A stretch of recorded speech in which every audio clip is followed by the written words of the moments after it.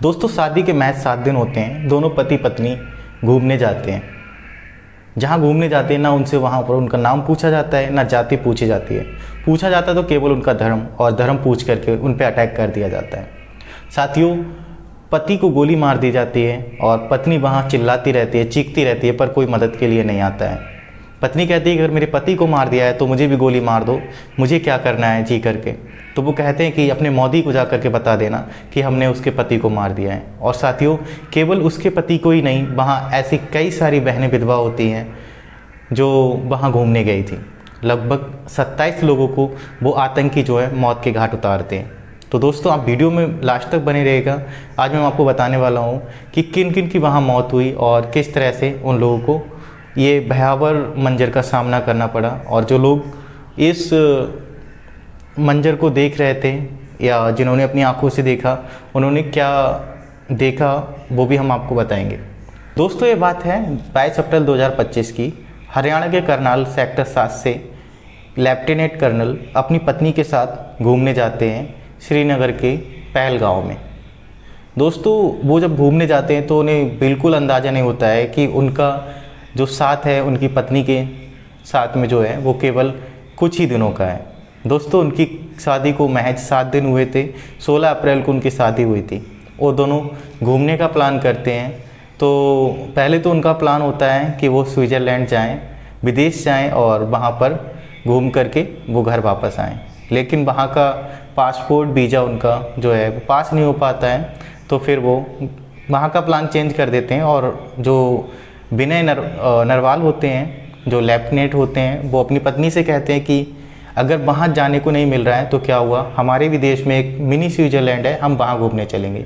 तो वो कश्मीर का टिकट करा लेते हैं और दोनों श्रीनगर निकल जाते हैं। दोस्तों, वो वहाँ घूमते हैं और घूमते घूमते जो है एक दिन वो प्लान करते हैं पहलगांव का। पहलगांव में एक वेस्टर्न घाटी है जहाँ पर बहुत अच्छा नज़ारा होता है, देखने लायक नज़ारा होता है, हरियाली चारों तरफ होती है, बर्फ़ पड़ता है।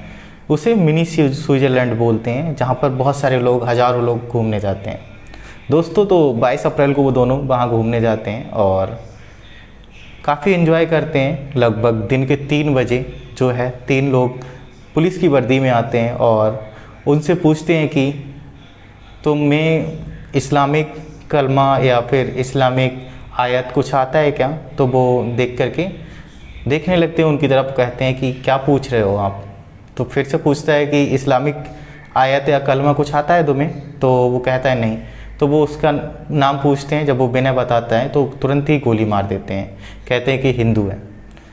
उसकी पत्नी भी कुछ कर नहीं सकती वहाँ पर, क्योंकि वो आतंकवादी जो आए थे वो पूरे हथियार से लैस थे और जिसको भी देख रहे थे उसको गोली मार रहे थे। केवल उन्हीं को मार रहे थे जो हिंदू हैं। इसी तरह से उत्तर प्रदेश के कानपुर थाना महाराजगंज गांव हाथीपुर के शुभम द्विवेदी जी जो है वो वहां घूमने जाते हैं अपने पूरे परिवार के साथ में। इनकी शादी 12 फरवरी 2025 को होती है। लगभग 2-3 महीने इनकी शादी को हो गए थे। तो ये भी प्लान करते हैं वहाँ घूमने जाने का। तो परिवार से पूछते हैं कि घूमने चलना है। तो एक एक करके 9 लोगों की लिस्ट वहाँ तैयार होती है और 9 लोग जो हैं वो 16 अप्रैल को श्रीनगर पहुँच जाते हैं। दोस्तों, 16 अप्रैल से वो कंटिन्यू कश्मीर में घूम रहे थे, कई सारी जगह घूमी, काफ़ी अच्छा लग रहा था उन्हें बिल्कुल पता नहीं था कि इस तरह से भी उनके साथ हो सकता है। दोस्तों, 22 अप्रैल को जो है वो 9 लोगों में से 4 लोग जो हैं वो पहलगांव घूमने जाते हैं। क्योंकि कई दिन हो गए थे तो 5 लोग जो है वो पूरी तरह से थक चुके थे। तो उन्होंने कहा कि वो नहीं जाएंगे घूमने, आप 4 लोग चले जाइए। तो शुभम द्विवेदी और उनकी पत्नी और उनके चाचा का लड़का और उनके चाचा, ये लोग वहाँ घूमने जाते हैं। दोस्तों, वहाँ घूमने जाने के लिए लगभग 8 से 10 किलोमीटर पैदल का सफ़र होता है। तो घोड़ों से जाना पड़ता है। तो वो वहाँ पहुँचते हैं तो घोड़े चलाते हैं, उनसे बातचीत करते हैं और बातचीत करके वो वहाँ निकल जाते हैं। दोस्तों, काफ़ी लंबा 2 घंटे का सफ़र करके वो 8-10 किलोमीटर पहुँचते हैं वहाँ पर, और पहुँच करके वहाँ एंजॉय करते हैं। तो शुभम को जो है भूख लग जाती है। तो वो क्या सोचते हैं कि कुछ खाया जाए। तो वो अपनी पत्नी से कहते हैं चलो कुछ खाते हैं। और वहाँ खाने के लिए मक्का की रोटी या साग मिलता है या फिर मैगी मिलती है। तो वो मैगी जो है वो ऑर्डर करते हैं। शुभम की प्लेट तैयार होकर के आती है और वो इंतज़ार करता है कि उसकी पत्नी की प्लेट तैयार होके आए। जब तक वो आपस में बातें कर रहे थे तो जो टेररिस्ट थे, जो आतंकवादी थे, वो उनकी बातें सुन रहे थे और शुभम के पास आते हैं। शुभम से कहते हैं कि तुम्हारा नाम क्या है? तो शुभम नाम नहीं बताता है। फिर वो कहता है शुभम कि आपको क्या मतलब उससे?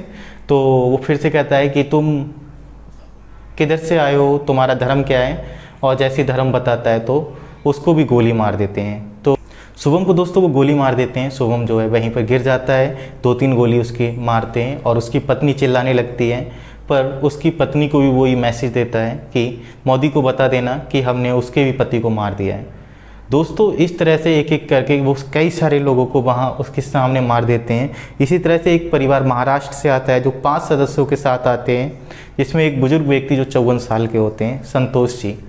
दोस्तों वो ये भयावह मंजर देख करके एक कैंप वहाँ लगा होता है उसमें घुस जाते हैं और कैंप में घुसने के बाद में जो है उनके 5 लोग जो थे वहाँ घुस गए थे।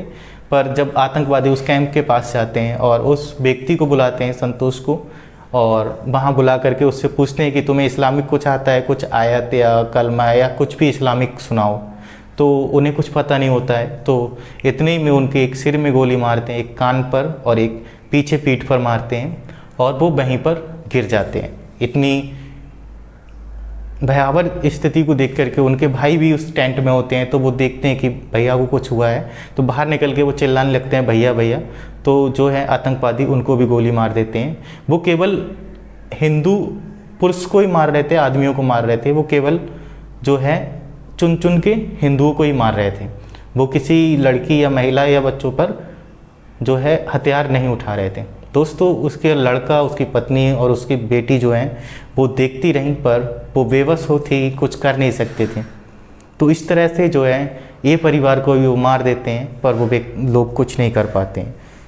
दोस्तों इसी में एक व्यक्ति हैं जो कश्मीर के ही रहने वाले होते हैं, सैयद आदिल हुसैन शाह। सैयद आदिल हुसैन शाह होते हैं जो वहाँ पर जो भी मतलब टूरिस्ट जाते हैं घूमने तो उनको घोड़े से जो है सवारी कराते हैं और जो भी उनकी बातचीत होती है, जितना रुपया मिलता है, वो वहाँ पर नौकरी करते हैं। एक जो एजेंसी चला रहा होता है घोड़े की उनके यहाँ पर, तो वो सवारियों को बातचीत करके कन्विंस करके वहाँ घुमाने ले जाते हैं और जो भी मंथली या पर डे का रुपया मिलता है उससे उनका परिवार चलता है। तो एक उसी दिन वो कुछ लोगों को वहाँ घुमाने ले जाते हैं और उन्हें क्या पता था कि आज ऐसा कुछ होने वाला है। और क्या होता है कि वो जब घुमाने ले जाते हैं 2-3 घंटे का सफ़र होता है, तो जो भी उनके साथ सवारी जाती है तो उनसे दोस्ती का व्यवहार हो जाता है। और कश्मीरियों के लिए जो भी टूरिस्ट घूमने जाते हैं वो उनके लिए भगवान होते हैं, क्योंकि उनका घर जो है टूरिस्ट से ही चल रहा है। क्योंकि बागवानी वगैरह है वो उतनी होती है पर उतना प्रॉफिट नहीं होता है, टूरिस्ट से ज़्यादा प्रॉफिट होता है, तो वो उन्हें भगवान मानते हैं। तो जब ये गोली चल रही थी तो जो आदिल था, आदिल देखता है कि बेवजह लोगों को मारा जा रहा है। वो उन लोगों से कहता है कि आप बेगुनाह लोगों को क्यों मार रहे हैं? तो क्या होता है कि वो लोग आदिल पे भी अटैक कर देते हैं, आदिल को 4 गोली मारते हैं और वो भी वहाँ पर मर जाता है। दोस्तों इस तरह से लगभग 27 लोगों की गोली मारी जाती है और 27 लोग जो है वहाँ पर मर जाते हैं और 20 लोग घायल हो जाते हैं। ये भयावह मंजर देख करके सब लोग वहाँ हैरान होते हैं। कुछ लोग जो है अपनी जान को बचा करके वहाँ से भाग जाते हैं। लोकल के लोग फिर बाद में जो है बाकी लोगों का सपोर्ट करते हैं। दोस्तों अगर बात करें तो उत्तर प्रदेश, महाराष्ट्र, पश्चिम बंगाल, बिहार, मध्य प्रदेश, उड़ीसा के पर्यटक वहाँ घूमने गए थे, जिसमें से यहाँ के लोग मारे गए हैं। दोस्तों इसमें 2 फॉरेन कंट्री के भी टूरिस्ट सुने जा रहे हैं। दोस्तों इस कहानी को सुनाने का उद्देश्य किसी को परेशान करना है, किसी के मन को ठेस पहुंचाना नहीं है।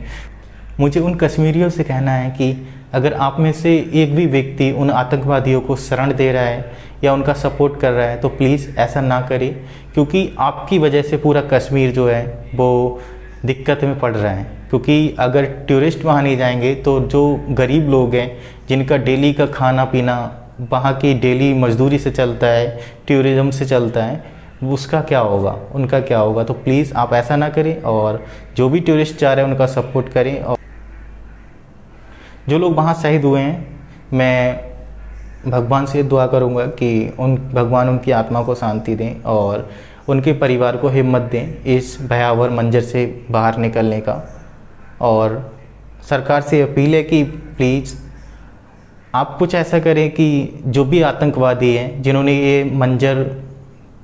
जिन्होंने ये हरकत की है उनको नेस्त नाबूद किया जाए, उनकी जड़ से ख़त्म कर दिया जाए उनको, और कभी वो ऐसा करने का सोचे नहीं।